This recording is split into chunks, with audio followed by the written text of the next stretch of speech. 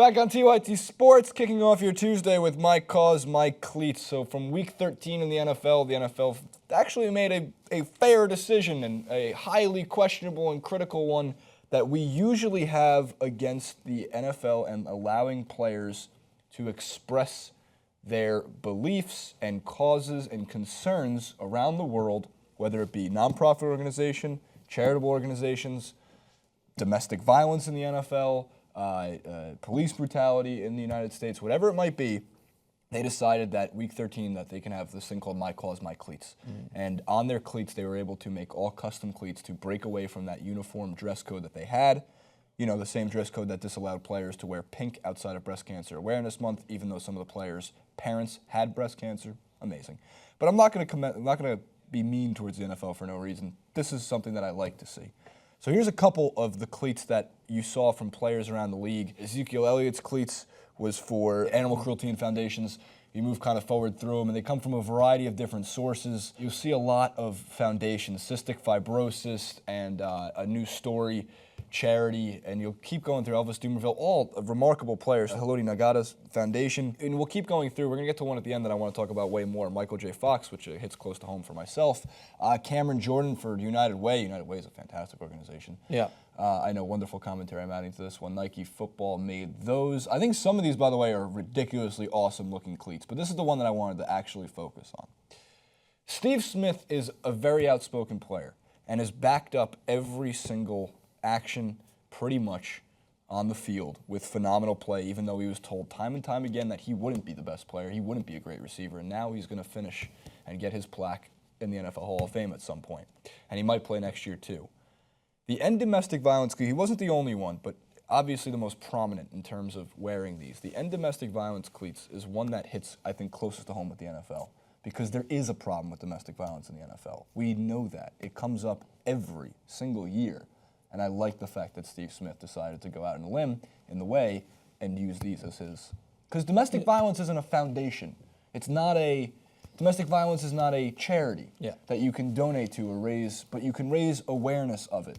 It's so important. When you're part of an organization that has itself had athletes that have committed domestic violence on a kind of absurd consistency basis, and the organization as a whole hasn't condemned them in the way that it should. Josh Brown, Ray Rice, the mishandling of such a severe issue.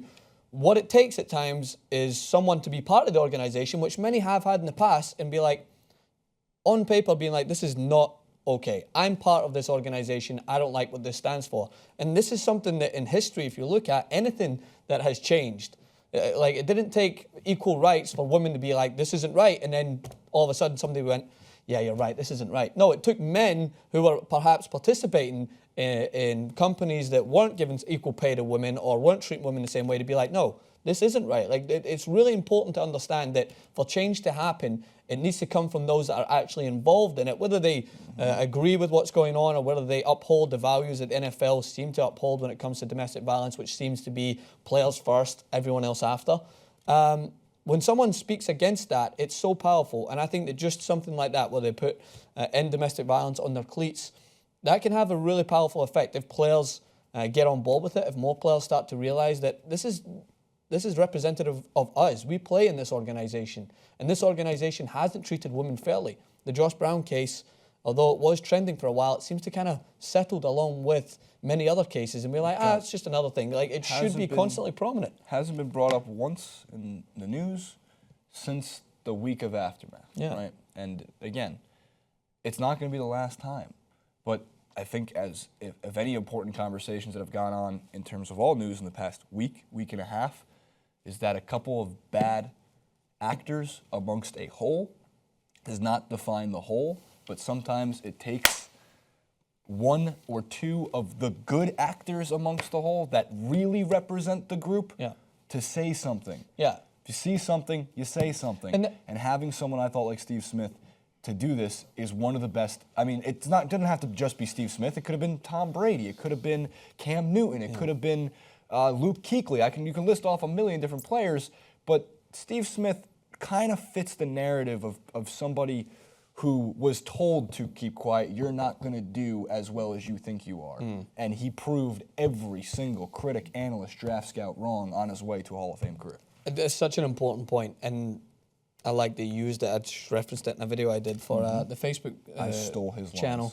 Just easier on the Young sometimes. Turks. You can check that out. If you don't like Tommy Lauren, go and check that out. But it is an important issue. The exception to the rule is like this mass categorization needs to stop in a lot of places. But when you're like, when it has a difference when you're part of the organization. So for instance, if you're an NFL executive, for instance, when the New York Giants owner came out after Ray Rice and was like, yeah, this is really eye-opening.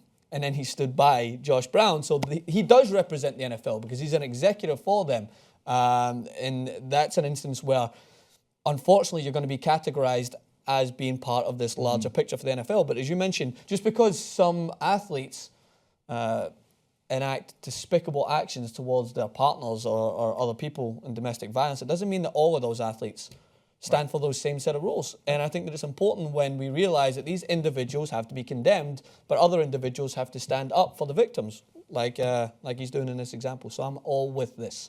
More progression going forward for the NFL. We see how powerful Colin Kaepernick's simple statement was.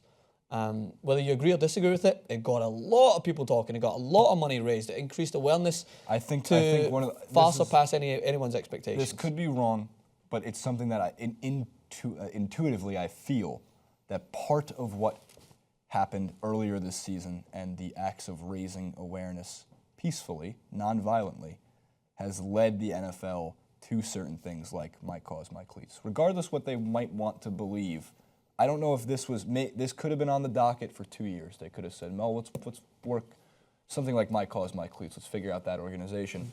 But the facts, week 13, this should be weeks 1 through 17. Yeah. Players deserve the right to their freedoms of speech, and if they feel like they can, again, the NFL is not perfect. It's far, far from it.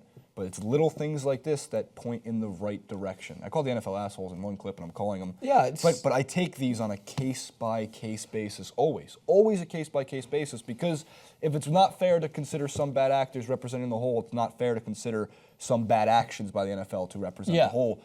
In the NFL's case, it's usually overwhelmingly skewed towards the bad actions. Yeah. And by the way, this is something that I think I want to conclude on, is that when you open up this ability to profess your cause, we need to remember that as long as no one's being insulted and no one is condemning anyone based on a race or sexuality or anything else, that it technically gives someone a right to stand for a belief, maybe if it's like a Trump belief that they feel they're valued. Of course. And in doing so, we cannot condemn that if we're giving voice to other issues that really should be given attention, because what that does then is it starts to create and even enforce this divide that I've been trying very much so to kind of unite, is that we can't condemn all these people en masse just because they stand for the worst of that rhetoric doesn't mean that they are part of that rhetoric. So if someone wants to use my cause, my cleats to stand for, I don't mean that they're going to put Trump pence on their shoes, like I'm sure but that they can if they but wanted they can to. if they wanted to. It shouldn't be condemned,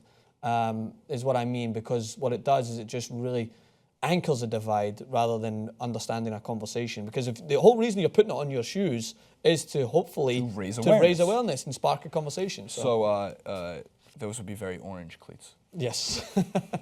Come on, one joke. One joke. It's a fun joke. Come on, relax. One joke. Relax. All right. Comment below, like, favorite, and subscribe. Would you like to see more of my cause, my cleats, and what causes hit home for you when seeing some of your favorite NFL players wearing them this weekend?